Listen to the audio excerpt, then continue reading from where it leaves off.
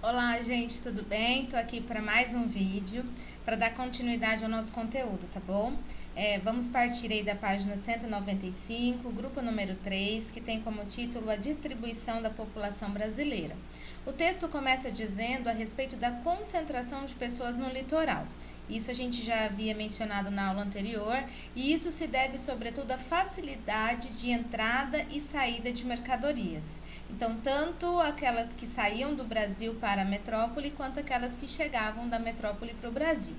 E estar próximo ao oceano significava facilidade de transporte, havia uma facilidade na infraestrutura, em todo o processo de logística de entrada e saída do país. Então, por isso, o litoral aí acabou agregando o maior número de pessoas. E foi também no litoral que surgiram as principais cidades e as principais vilas, tá bom? Aí, no segundo tópico, o texto dá continuidade. Ele vai citar como exemplo de cidade a João Pessoa. E ele vai dizer o seguinte: olha, vocês olhem, por exemplo, para João Pessoa o antes e o depois, o quanto a cidade cresceu, o quanto a cidade desenvolveu, e João Pessoa em especial surgiu aí em 1585, tá bom? João Pessoa nasce aí com o nome de Cidade Real de Nossa Senhora das Neves, e só depois é que o nome se renova e se torna aí João Pessoa. Outro exemplo que o texto menciona é o surgimento das vilas. Então, as vilas ela tem uma proporção muito menor que uma cidade, ela tem uma administração voltada à cidade principal mais próxima, porém tem uma grande importância no quesito urbano. Então, as vilas elas surgem com esse intuito, né? Menor que as cidades, mas aí tem também a sua importância. O texto vai citar aí a vila de São Vicente, no estado de São Paulo, que surgiu em 1532. E ele também vai citar o exemplo da vila de Espírito Santo, que vai depois se tornar a capital do estado do Espírito Santo em 1535, tá bom? Em relação à distribuição populacional, eu quero que vocês tenham aí dois pontos principais. A maior região é a região norte e a menor região é a região sul. Onde eu tenho maior concentração de pessoas é na região sudeste, tá bom? Então, esses aspectos aí é necessário vocês gravarem na cachola, tá? Então, vamos de novo. A maior região do país, região norte, com mais ou menos aí 45% do território. A menor região é a região sul, com aproximadamente 7%, tá bom? E a região com a maior concentração de pessoas é sudeste. E isso é fácil de entender por conta da cidade de São Paulo e também da cidade do Rio de Janeiro, que são aí as principais cidades do território brasileiro, tá bom? O que é densidade demográfica? É quando eu tenho um grande número de habitantes por quilômetro quadrado. A densidade pode ser alta ou ela pode ser baixa. Por exemplo, quando eu falo que uma cidade tem uma densidade demográfica acima de 100, de 150 habitantes por quilômetro quadrado, é uma cidade com uma alta densidade. Se eu analisar, por exemplo, o território brasileiro, a gente tem em média aí 24,66 habitantes por quilômetro quadrado. O que isso significa? Que o Brasil tem uma baixa densidade demográfica. No contexto brasileiro, nós temos uma grande população absoluta, nós somos um país populoso, porém com um pequeno número de habitantes por quilômetro quadrado, tá bom? Em relação às regiões metropolitanas, eu tenho que considerar que eu tenho uma cidade principal e eu tenho cidades próximas que vão se desenvolvendo, vão crescendo, até que elas se misturam. Então, ela fica uma cidade gigante por conta dessas pequenas cidades que foram aí engolidas por essa cidade maior. É o que acontece, por exemplo, com o estado de São Paulo. Eu tenho a capital, São Paulo, eu tenho Osasco, tenho Diadema, tenho São Caetano, São Bernardo, Campinas, tudo ali ao redor de São Paulo. Quem não conhece São Paulo vai achar que é tudo uma coisa só, e na verdade são municípios distintos. Então, São Paulo hoje forma a nossa principal região metropolitana, tá bom?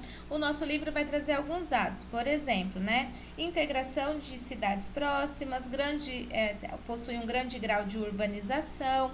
Os limites territoriais eles são mais claros, são criadas por normativas estaduais.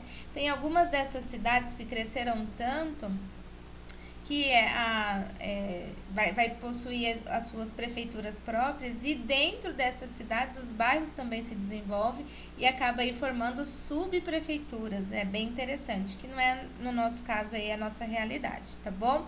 Então, São Paulo vai formar aí a principal região metropolitana. Em relação às capitais brasileiras, tem que pelo menos saber as principais, tá bom? Então, Mato Grosso do Sul, capital Campo Grande. Mato Grosso, capital Cuiabá. São Paulo, capital São Paulo. Rio de Janeiro, capital Rio de Janeiro. Espírito Santo, Vitória. Paraná, Curitiba. Santa Catarina, Florianópolis e assim por diante, tá bom?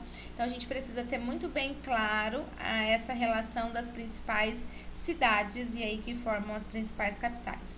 Quero fazer uma ressalva, tá bom? A capital, geralmente, ela é a principal cidade daquele estado.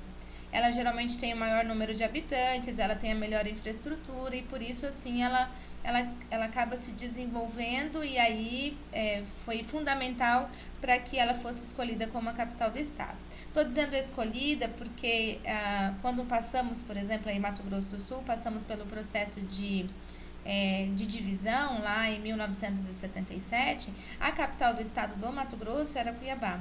E aí, quando houve a divisão, a melhor cidade, a mais desenvolvida, com melhor infraestrutura, era Campo Grande.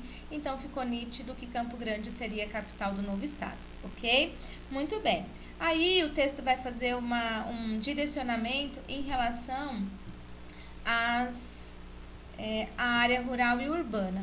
Então, quando eu falo de uma cidade, de um município, eu tenho essas duas paisagens diferentes. Então, aquela área com grande aglomerado de estrutura urbana, casa, prédio, rua, avenida, comércio, eu estou falando de uma população que vive na cidade, uma população urbana.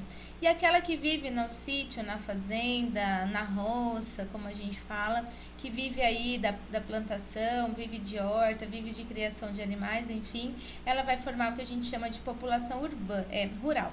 No Brasil, a maior parte da população é urbana. A maior parte da população brasileira e também do Mato Grosso do Sul é uma população urbana. Dando continuidade aí ao conteúdo, eu quero fazer com vocês uma outra observação, tá? Eu preciso considerar no processo de urbanização as implicações dos aspectos físicos. O que eu estou querendo dizer? Que o clima influencia no comportamento e também na concentração de pessoas, a unidade do relevo. Então, por exemplo, se a área é muito montanhosa, geralmente eu tenho uma tendência a ter um número menor de habitantes. A área é muito seca, eu também tenho uma tendência a ter um número menor de habitantes. O clima é favorável, tenho planícies, dá para plantar, geralmente eu tenho uma maior concentração de habitantes. Então, eu preciso considerar, em relação à população urbana ou rural, as variáveis físicas, clima, relevo, vegetação, a presença ou a ausência dos rios, tá? Outro ponto também importante na concentração de pessoas é se eu tenho meios de transporte, que vai facilitar a minha entrada ou a minha saída. Então, por exemplo, eu vou escolher uma cidade onde eu tenho rodovia, onde tem aeroporto, onde tem ônibus, para que a minha entrada e saída seja facilitada. Então, quanto melhor a infraestrutura de meios de transporte, quanto melhor as vias, maior será a concentração de pessoas, tá? Para finalizar aí, o texto vai fazer a seguinte observação, né? As consequências da ocupação irregular. O que é ocupação irregular? É uma área que não é ideal para que se construa casas, nem moradia, mas as pessoas vão lá e invadem. É o que acontece, por exemplo, com as comunidades, as favelas, São Paulo e Rio de Janeiro. Então, eles pegam um morro, vão construindo as casas sem infraestrutura, porque não pode construir, porque já se sabe da grande chance do deslizamento. Então, é uma área que não é permitida a construção, mas a população de baixa renda não tem para onde ir e acabam aí entrando nessas aventuras, vamos dizer assim. A gente sabe que não é porque eles querem, é falta de recurso financeiro mesmo, mas é extremamente perigoso. Nós vimos aí na história, até mesmo do contexto brasileiro, graves deslizamentos de terra, por exemplo, enchentes muito grandes, porque esses bairros eles vão sendo criados sem nenhuma infraestrutura, tá bom? Por hoje é só. Peço que você assista o vídeo e vai seguir lá no Classroom uma atividade para hoje, tá? Beijo. Se liga aí.